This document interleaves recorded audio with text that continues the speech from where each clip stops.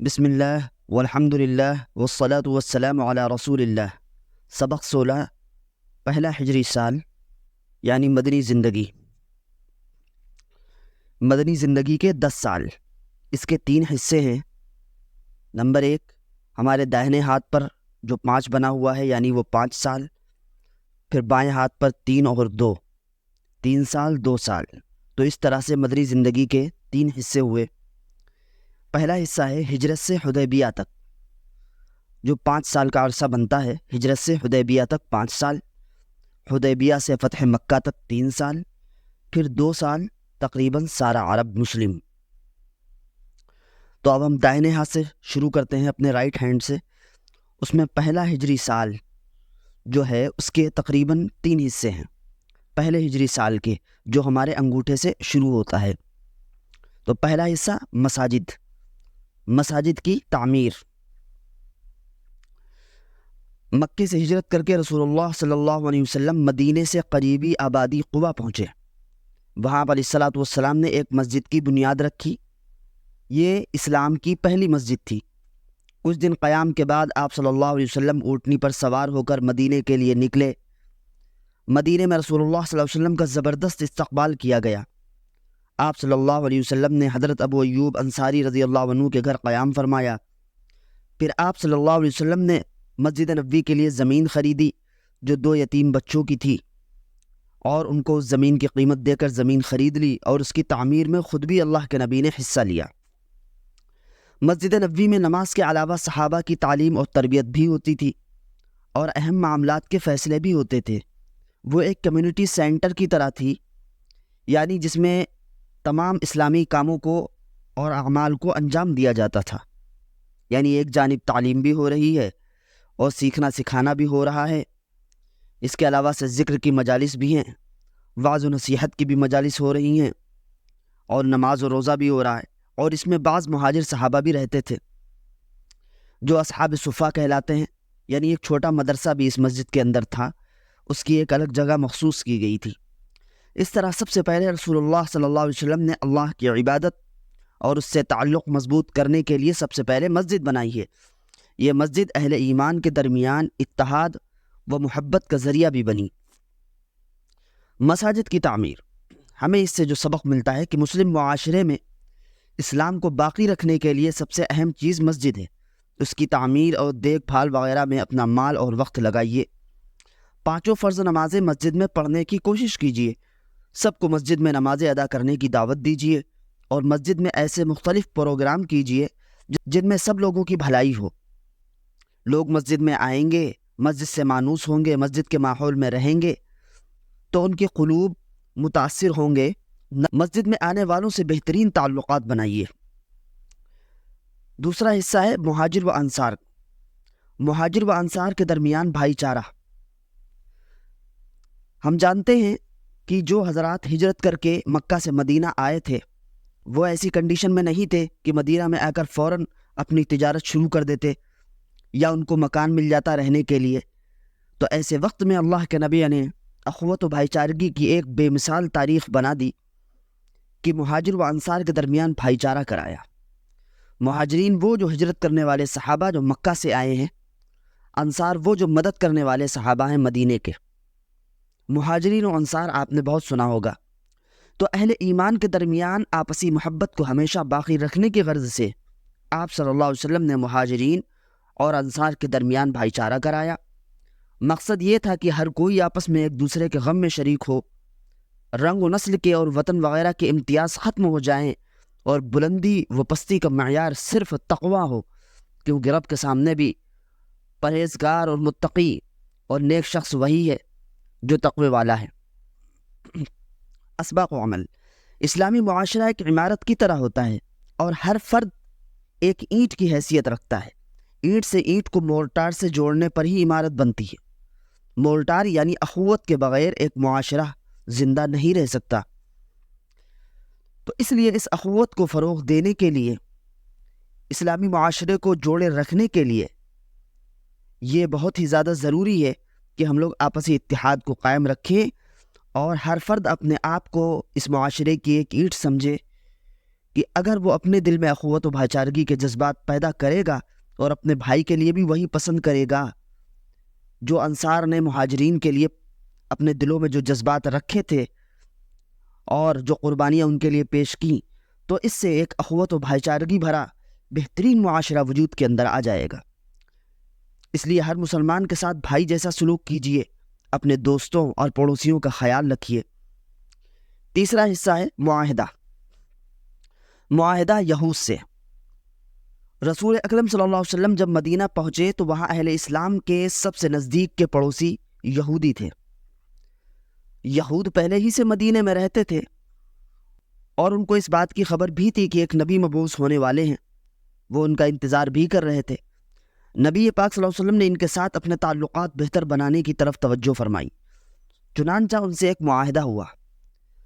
ذہن نشین رہے کہ یہود اس ضد میں ایمان نہیں لائے تھے کہ وہ نبی ہمارے اندر کیوں مبعوث نہیں کیا گیا، حالانکہ اللہ رب العالمین نے یہودیوں میں بہت سے انبیاء کرام یعنی بنی اسرائیل میں بہت سے انبیاء کرام مبعوث فرمائے، لیکن انہوں نے اپنے انبیاء کرام سے قتال کیا اور ان کو اذیتیں اور تکلیفیں دیں۔ اللہ رب العالمین نے حضرت اسماعیل کی نسل سے اللہ کے نبی علیہ السلام کو پیدا فرمایا، تو اب ان کو یہ جلن حسد کھائے جا رہی تھی کہ وہ نبی ہمارے اندر کیوں نہ پیدا ہوا۔ چنانچہ آپ نے یہ ایک معاہدہ یہودیوں سے کیا، کیونکہ وہ پڑوس تھے، ان کے ساتھ ہمیں رہنا تھا، تو اس لیے ان کے ساتھ ایک معاہدہ کیا۔ اس کے اہم دفعات یہ ہیں کہ یہود اپنے دین پر عمل کریں گے اور مسلمان اپنے دین پر۔ آپسی تعلقات خیر خواہی کی بنیاد پر ہوں گے، گناہ پر نہیں۔ گناہ پر کوئی تعاون نہیں ہوگا، کیونکہ خود رب نے فرمایا تعاونوا علی البر والتقوی ولا تعاونوا علی الاثم والعدوان، کہ نیکی اور بھلائی کے کاموں میں تعاون کیجیے، برائی کے کاموں میں تعاون نہ کیجیے۔ کوئی نئی بات یا جھگڑا پیدا ہو جائے تو اس کا فیصلہ اللہ اور اس کے رسول صلی اللہ علیہ وسلم فرمائیں گے۔ قریش اور اس کے مددگاروں کو پناہ نہیں دی جائے گی۔ یہ نہیں کہ مکہ سے قریش آئیں اور یا پناہ لیں اور مسلمانوں کے خلاف یہاں کے لوگوں کو بھڑکائیں۔ مدینے پر حملہ ہونے کی صورت میں لڑنے کے لیے سب تعاون کریں گے اور ہر فریق اپنے اپنے اطراف کا دفاع کرے گا، جو جس طرف ہے وہ اس طرف کا مدینے سے دفاع کرے گا۔ اس معاہدے کے طے ہو جانے سے مدینہ اور اس کے اطراف ایک ایسی حکومت بن گئی تھی جس کا دارالحکومت مدینہ تھا اور جس کے سربراہ حضرت محمد صلی اللہ علیہ وسلم تھے۔ آپ علیہ السلام نے مدینہ پہنچتے ہی سب سے پہلے کس چیز کی طرف توجہ دی؟ وہ تھی مسجد۔ پہلے مسجد بنائی کیونکہ مسجد مرکز ہے، پھر مسلمانوں کے درمیان تعلقات کو مضبوط کیا اسی مسجد کے ذریعے سے، اور آپس میں اخوت اور بھائی چارگی کو پیدا کر کے، مواخات کو قائم کر کے، اور اس کے بعد جو ان کے پڑوسی یہود تھے ان سے معاہدہ کیا ہے۔ عمارت کی ہر اینٹ مضبوط ہو، اللہ رب العالمین سے یعنی تعلق ہر فرد کا مضبوط ہو، اور آپس میں یہ ساری اینٹیں جڑی رہیں یعنی اخوت و بھائی چارگی رہے، اور سامنے سے عمارت کی حفاظت بھی ہو یعنی پڑوسیوں سے تعلق اور معاہدہ ہو، تو ہی مسلم معاشرہ صحیح ترقی کر سکتا ہے۔ یہ سبق ہمیں میثاق مدینہ سے ملتا ہے۔ جو مدینہ کا جو معاہدہ ہے وہ میثاق مدینہ کہلاتا ہے۔ غیر مسلم پڑوسیوں سے تعلقات رکھیے اور سب کی بھلائی کے عام پروگرامز بنائیے اور اس میں حصہ لیجیے۔ ان میں سے یہ 3 صورتیں ہجرت کے پہلے سال سن 1 ہجری میں نازل ہوئیں۔ وہ صورتیں ہیں سورۃ الحج، سورۃ الجمعہ اور سورۃ التغابن۔ قرآن ان صورتوں کو سمجھ کر پڑھیے تاکہ ہم سمجھ سکیں کہ مدینے میں ایک مسلم معاشرے کی تشکیل کے لیے اللہ کی جانب سے رسول اللہ صلی اللہ علیہ وسلم کو کس طرح کی ہدایات دی گئیں، اور اندازہ ہو کہ آپ علیہ السلام ان دنوں کیا پڑھتے اور سناتے تھے اور صحابہ کیسے ان صورتوں سے اثر لیتے تھے۔ جب ہم ان صورتوں کو پڑھیں گے تو ہمیں اس وقت کے حالات پتہ چلیں گے اور معلوم ہوگا کہ اس حالات کے پس منظر میں اللہ رب العالمین کے احکامات کون سے اتر رہے تھے۔ حدیث حضرت محمد صلی اللہ علیہ وسلم کی احادیث کے بغیر قرآن مجید کو اور اسلامی احکام کو مناسب انداز پر سمجھنا ممکن نہیں، اس لیے اپنے ایمان کی مضبوطی کے لیے روزانہ کم از کم ایک حدیث ضرور پڑھیں۔ مثلا آپ صلی اللہ علیہ وسلم نے فرمایا اللہ کے نزدیک پسندیدہ عمل وہ ہے جس کو کرنے والا اس پر پابندی اختیار کرے، چاہے وہ عمل تھوڑا ہی کیوں نہ ہو۔ ہم نے مدنی زندگی کے پہلے سال کے 3 اہم موضوعات سیکھے۔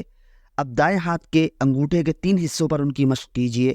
نمبر 1 مساجد کی تعمیر، نمبر 2 مہاجر و انصار کے درمیان بھائی چارہ، نمبر 3 معاہدہ یہود سے۔ مختصراً مساجد، مہاجر و انصار، معاہدہ۔ سبق 17 دوسرا ہجری سال مدنی زندگی، دائیں ہاتھ کی انگوٹھے کے قریب والی انگلی، دوسرا ہجری سال۔ غزوہ بدر، مدینے میں اسلام کی طاقت کو بڑھتا دیکھنا مکے کے مشرکین کے لیے ناقابل برداشت تھا۔ انہوں نے مسلمانوں کے خلاف پلاننگ اور حملے شروع کر دیے۔ اللہ نے صفر 2 ہجری میں ظالموں کے خلاف لڑنے کی اجازت دی۔ سورہ حج میں ہے اذن للذین یقاتلون بانہم ظلموا، اہل ایمان کو لڑنے کی اجازت دی گئی اس لیے کہ ان پر ظلم کیا گیا ہے۔ غزوہ بدر، مسلمانوں کو ختم کر دینے کے ارادے سے مکہ سے 1000 مشرکین پوری تیاری کے ساتھ نکلے۔ ادھر مدینے سے رسول اللہ صلی اللہ علیہ وسلم 313 جانثار صحابہ کو لے کر روانہ ہوئے۔ ان کے پاس لڑنے کے لیے بہت کم وسائل تھے، نہ زرہیں تھیں نہ تلواریں تھیں۔ بدر کے مقام پر دونوں کا آمنا سامنا ہوا۔ اسلام و کفر کی یہ پہلی باقاعدہ جنگ تھی۔ جم کر مقابلہ ہوا اور مشرکین کو بھرپور شکست ہوئی۔ 70 مشرکین مارے گئے، 70 قید کیے گئے اور مسلمان صرف 14 شہید ہوئے۔ مشرکین میں ابو جہل کے علاوہ بڑے بڑے لیڈر قتل ہوئے۔ غزوہ بنو قینقاع، جنگ بدر کے کچھ وقت بعد یہود کے ایک قبیلے بنو قینقاع نے معاہدے کی خلاف ورزی کی۔ چونکہ یہود کے ساتھ معاہدہ تھا، آپ صلی اللہ علیہ وسلم نے انہیں نصیحت کی اور بغاوت کے سخت انجام سے آگاہ بھی کیا۔ جب ان کی بدمعاشی اور سرکشی حد سے بڑھ گئی تو رسول اللہ صلی اللہ علیہ وسلم نے سختی سے ان کے علاقے کا گھیراؤ کیا، جو تقریباً 15 دن تک جاری رہا۔ آخرکار انہوں نے ہتھیار ڈال دیے۔ رسول اللہ صلی اللہ علیہ وسلم نے انہیں مدینے سے نکل جانے کا حکم دیا اور وہ سب ملک شام کی طرف چلے گئے۔ غزوہ بدر اور غزوہ قینقاع، بدر کی جنگ کا سبق یہ ہے، تعداد نہیں بلکہ ایمان اور اللہ پر بھروسہ کام آتا ہے۔ صحابہ 313 ہیں، کفار 1000 ہیں اور ہتھیاروں کے ساتھ، لیکن اس کے باوجود مدد مسلمانوں کے ساتھ تھی، اس لیے مسلمان ہی غالب رہے۔ اللہ تعالیٰ اپنے دین کی مدد کرنے والوں کی مدد فرماتا ہے اور انہیں کامیابیوں سے نوازتا ہے، جس طریقے سے صحابہ کے ساتھ اللہ کا معاملہ ہے۔ معاہدے کی خلاف ورزی کرنے کا انجام برا ہوتا ہے۔ یہود نے معاہدے کی خلاف ورزی کی، اس کی وجہ سے ان کو شہر بدر ہونا پڑا۔ دوسرا حصہ، منافق عبداللہ بن ابی۔ منافق عبداللہ بن ابی، جنگ بدر میں مشرکین مکہ کو زبردست چوٹ پہنچی تھی۔ بنو قینقاع کے یہودیوں کو بھی مدینہ چھوڑنا پڑا تھا۔ یہ دیکھ کر مدینے کے بعض لوگ جو ایمان لانا نہیں چاہتے تھے، مگر انہیں ڈر تھا کہ اگر وہ ایمان نہ لائے تو اس کا نقصان ہو سکتا ہے، تو محض دنیاوی فائدوں کی خاطر وہ مسلمان ہو گئے۔ اندر سے یہ مسلمانوں کے دشمن ہی تھے۔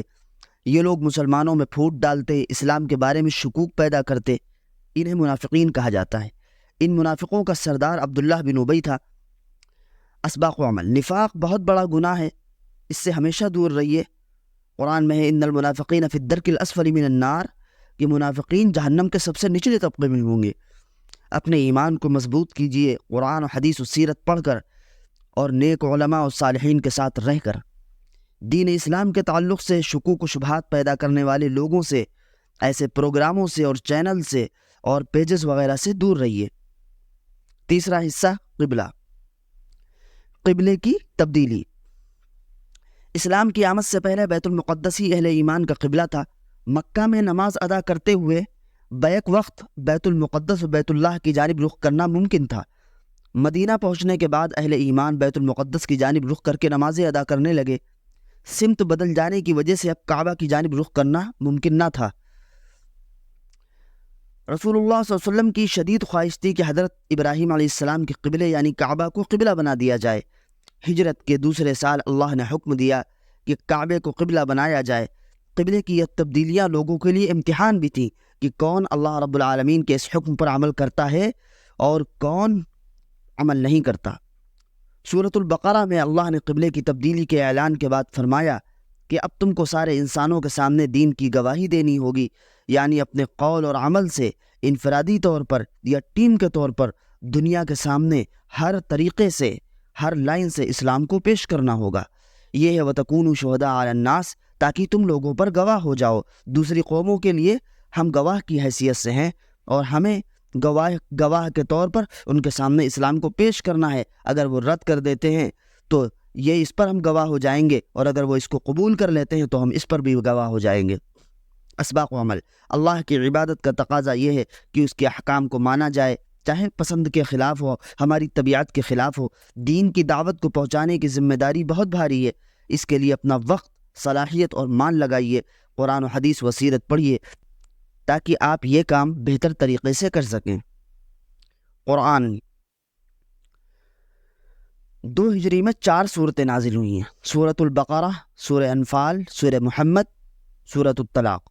ان صورتوں کو پڑھ کر اندازہ کیجئے کہ مدینہ میں اسلامی معاشرے کی بنیاد رکھنے اور دین اسلام کے دفاع کے لیے اللہ کی جانب سے رسول اللہ صلی اللہ علیہ وسلم کو کس طرح کی ہدایات ان صورتوں میں دی۔